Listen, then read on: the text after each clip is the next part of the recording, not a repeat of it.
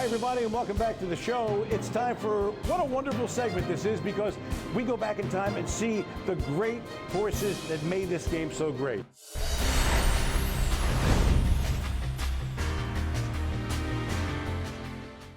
And let's go back, if you will, to May 6th, 1995. Pocono Downs. Before, mind you, it was called Mohegan Sun, Pocono Downs, as it is today. The event, it was the William E. Miller Memorial, and in this race was an outstanding horse, Jenna's Beach Boy. Let's see what happened. 3/4 home, 123-2. Third quarter in 27-4 around the far turn. Jenna's Beach Boy looks to put away, no standing around. It's Jenna's Beach Boy as they turn for home. I saw him first, stays the pocket second through the lane. Jenna's Beach Boy in a powerful performance, draws off by 2.5. It's Jenna's Beach Boy in a huge mount under a hand drive for Faye. Jenna's Beach Boy, totally awesome tonight, gets to the wire in 1:51-3, a new track record. Unbelievable but true. Jenna's Beach Boy emerges victorious in the 1995 Miller Memorial. Oh, wow, Howard. Man, I can't believe you were there. Would you kiss me, darling? Sorry, I lost my mind. Now let's go to our correspondent, Jennifer Sherlock. And this week she's going to tell you what happens in inclement weather. And it's not normal. There's stuff that has to take place that doesn't on sunny days. Let's watch. Good old Mother Nature gets in the way sometimes, but for harness drivers like David Miller, it's just another day. Years ago, the tracks weren't all weather like they are now, so they would have a tendency to get real heavy and real sloppy, but nowadays the tracks are in real good shape. They usually have them, screened down pretty tight, so it's not very much. Mostly you'll get is, like I said, a little bit of clumping with the dirt, or a lot of spray from the tires. That's why they wear the fenders and the aprons. But that doesn't mean they don't prepare. Well, there's a couple things we can do. We got suits, wet suits we wear, and they got goggles, screen mesh goggles you can put on. A couple different things. Some guys, whatever they're comfortable with. Some guys just pull their glasses down. Other guys put the mesh goggles on. These racing bikes have mud fenders and mud aprons to help keep the mud from coming up. Horses also wear eye protection.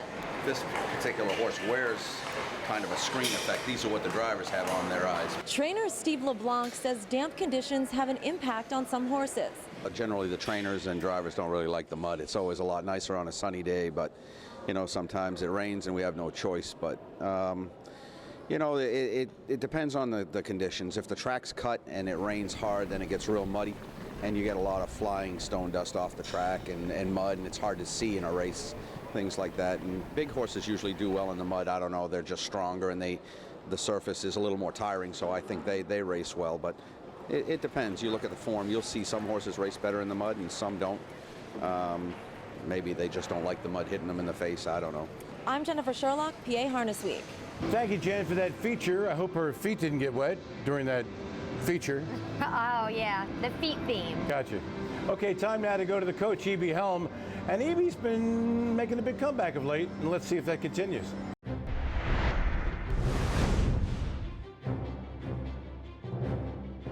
Good morning, and welcome to the Coach's Corner. I want to give a quick coach's shout out to the LaSalle and Conestoga Boys High School lacrosse teams. They're facing off in just a couple hours out at Hershey Park for the Pennsylvania State Lacrosse Championships. Good luck, guys. Last week, Fancy Philly won for us easily up at Mohegan Pocono in the Lynch finals, but Delco Willoughby could only manage a third at Balmoral. So we ended up losing $22 for the week and dropped our bankroll down to $1,056. So we need to get hot this week. He's commenting on me. Unfortunately, we can, because I'm bullish on some of our picks this week. First up, tomorrow at Tioga Downs in the Bettor's Delight Stakes, Shark Gesture. We're putting $80 to win on Shark Gesture at Tioga Downs tomorrow. Our second selection, our second best bet, we're going out to Western PA to the Meadows in the Bye Bye Birdie PA Sire Stakes and going with Fred and Ginger.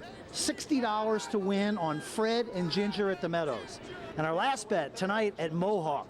They're running the Burlington Stakes Elims. In one of the Elims, race 8, we're going on Rock and Roll Heaven. been very, very good to us. $40 to win, $20 to place. Good luck. Now let's take it back to Heather in the casino for the news of the week. Thanks, Evie. Top older pacer Shark Gesture has returned to the track for the first time since winning the Graduate. He posted a 1:48.2 victory in a qualifier. It happens to be the fastest qualifying mile of all time in harness racing history. Trained by Larry Remen and driven by George Brennan, the top pacer cut the mile and won by just 17.5 lengths. Recently, Leo Burns took a world record out in Illinois at a county fair when he drove a trotting mare to a 2:06.2 race. 2:06.2? What kind of world record is that? I'm glad you asked. Actually, Leo just happens to be the oldest harness racing driver in history to win a race at the age of 95 years young. Congratulations, Leo. Stick around, I'll bring back Steve, maybe, but we will definitely go up to the Meadowlands in the bike. Don't go away. It's your big night out, and you deserve a little more. Come on, come on. Let's go. That's why you'll love the Downs off-track wagering. It's more than a sports bar. It's extra fun, because you can watch, wager, and win on the hottest horse racing action from Mohegan Sun at Pocono Downs and across the country. Downs off-track wagering, Allentown, Carbondale, East Stroudsburg, Hazleton. Gambling problem? Call 1-800-GAMBLER. Another beer, please.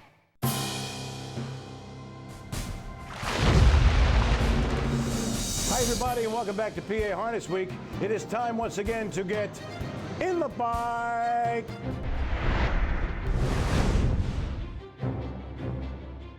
This week we go up to the Meadowlands for their $32,000 pacing feature on Saturday night, which is always a terrific race, but this time it was a particularly good race. In the field was Real Joke, who vanquished Auckland Reactor last time. Talk to the hand. I'm totally a big Auckland Reactor fan. Okay, let me put the hand up again. Okay, last week, Real Joke, who took a vanquished Auckland Reactor, went up at 3-5 off a 147 and 3 mile. Pilgrim Stoner went up to Mohegan Sun Pocono Downs, cashed a $12,000 paycheck, and jogged in 148 and change. He was 9-5, and Liss again with John Campbell was the 8-1 third choice. Let's see what happened. Real Joke is there in 120 and 1. Real Joke going for 3 in a row, and Brennan and Lou Pena looking for the daily double sweep. It's Real Joke in front, the one to reel in. Now fresh off the cones, here comes Liz again, and Campbell with dead aim. Pilgrim's Toner needs room, trying to squeeze on through as they try to get to Real Joke. Corky Barron's also trying to rally. Real Joke still in front. Pilgrim's Toner on the inside, and Liz again on the outside. Nearing the wire, Real Joke almost home. Real Joke does it. Wow, is that a serious race or what? Pilgrim Stoner got him to the half in 52 and 3. Hello? When Real Joke made his move to the top, and he grabbed it and went to the rest of the way at the wire. They were like this much apart. Real Joke prevailed by a sneeze in, again, 147 and 3. And Liss again was third. And darling, we are out of time. We're out of time, but I want to remind everybody, visit HarnessWeek.com. There's lots of videos of us. Also, there's great contests. Go online and register. Put your email address in and come and give us comments. It's great. HarnessWeek.com. And I told him we're out of time. Can you imagine? Okay. Anyway, for all of us here at PA Harness Week, I'm Steve Ross and Heather Moffett, wishing you well. And here's the $64,000 question. Are you keeping track? Explosive Matter wins the Colonial easily. Underway. Starting fast outside there.